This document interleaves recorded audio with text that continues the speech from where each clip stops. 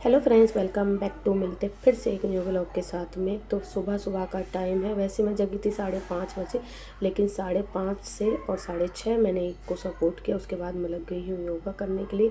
ये देखिए, पानी के गिलास है। शाम को बच्चे खाना आना खा के यहीं पे बैठ जाते।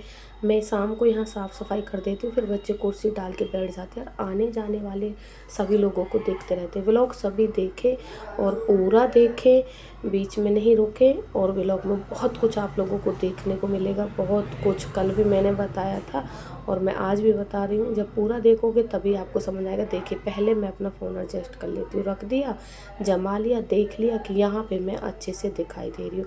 व्लॉग बनाना बहुत मुश्किल होता है, कसम से बहुत ज़्यादा।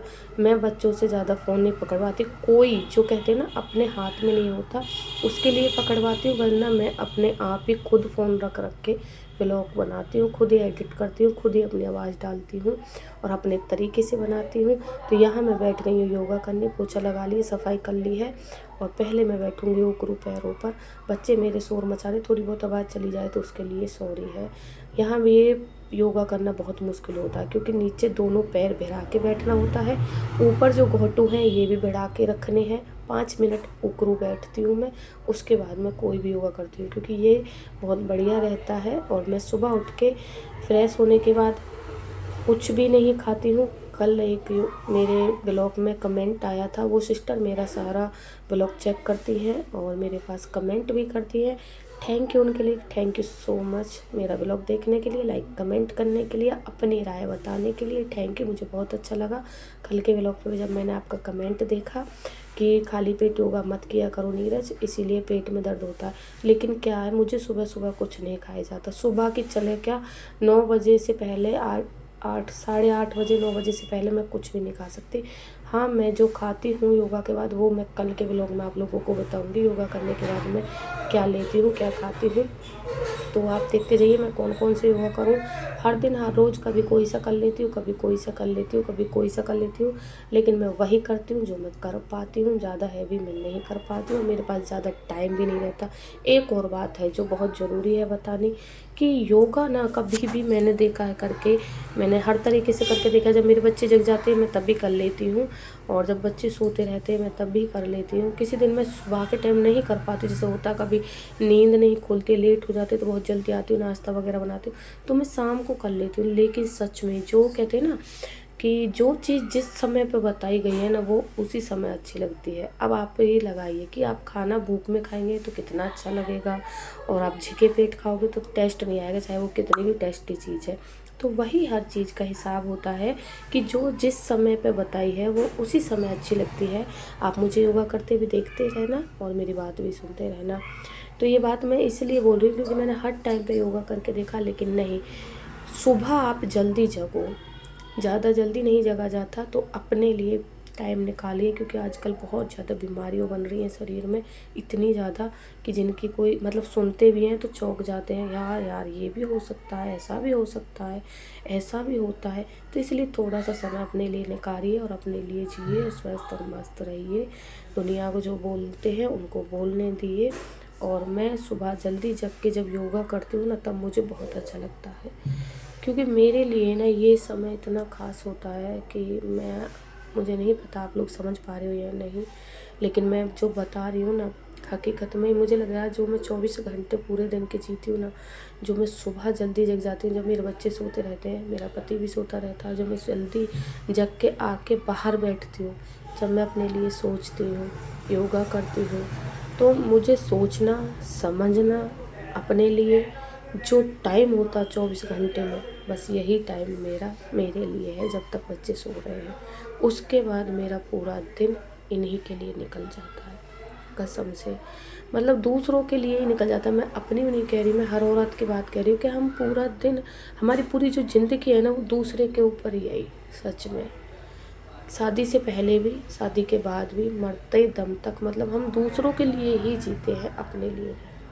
मैं ये नहीं कह रही बच्चे कोई गैर है, पति कोई गैर है, नहीं, अपने हैं, हमारे हैं। लेकिन इस चीज़ का अनुभव पता कब होता है, जब हमें कुछ परेशानी होती है, जब हम बीमार हो जाते हैं, तबीयत ख़राब होती है, जब हमारी कोई सुनता नहीं है, मानता नहीं है, तब हमें इस चीज़ का एहसास होता है।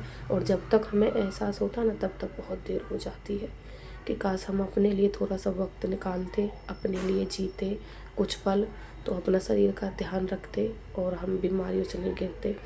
अभी फ़िलहाल मतलब मेरे ना शरीर के अंदर कोई परेशानी नहीं, कुछ बीमार नहीं है, बस मैं बहुत ज़्यादा कमज़ोर हूँ। मुझे गुस्सा इतना ज़्यादा आता है कि मतलब एकदम आउट, इतना ज़्यादा मुझे गुस्सा आता है कि बहुत ज़्यादा। अभी मुझे यहाँ योगा करते करते, अब जो ये वाला कर रही हूँ ना, मुझे यहाँ पे हंसी भी आ रही थी। मैं कह रही यार कोई देख रहा होगा तो क्या कह रहा होगा, ये पागल आ गई है। लेकिन यहाँ शहर है, जब सुबह जल्दी जगते हैं ना, आपको कोई ना कोई करता हुआ नज़र आ ही जाएगा। छत पे ज़्यादा लोग करते हैं और बालकनी में करते हैं, तो मैं अपनी बालकनी में बाहर बैठी हूँ। ओम जप लीजिए, ओम नमः शिवाय।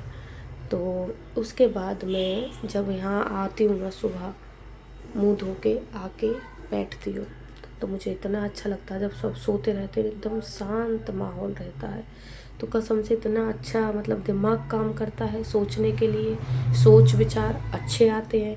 फिर मन में ये भी होता कि जो जैसे कुछ गलत बोल देता, पूरे दिन में टेंशन रहती है, सुबह सुबह जब उठ के हम सोचते हैं ना, तो बस सब कुछ छोड़ दो, भगवान के ऊपर छोड़ दो कि देखो सुनवाना भी उसकी मर्ज़ी है और फैसला लेना भी उसकी मर्ज़ी है, दिल को तसल्ली देना भी उसकी मर्ज़ी है, सब कुछ उसी के हाथ में है।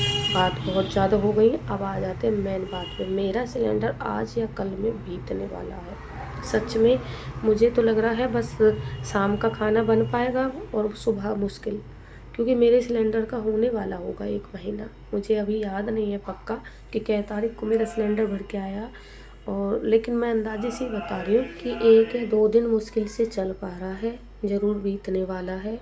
और हम 2 दिन थे तो बहुत ही ज़्यादा परेशान है, जब से मैंने मतलब अनुभव लगाया कि हाँ मेरा सिलेंडर बीतने वाला है और सिलेंडर नहीं मिल रहे। आप न्यूज़ में भी सुन रहे होंगे, शहर में सबसे ज़्यादा आफत है, इतनी गाँव में तो नहीं है। चलो गाँव में कंडा है, लकड़ियाँ हैं, चूल्हा सिलगाइए और बनाइए खाइए, गाँव वालों की कोई आफत नहीं है।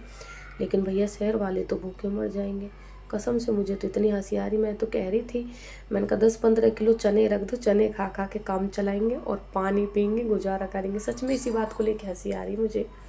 मैं यही बोल रही थी कि चने ला के रख लो और आराम से चने खाओ और पानी पियो, ऐसे ही काम चलाओ।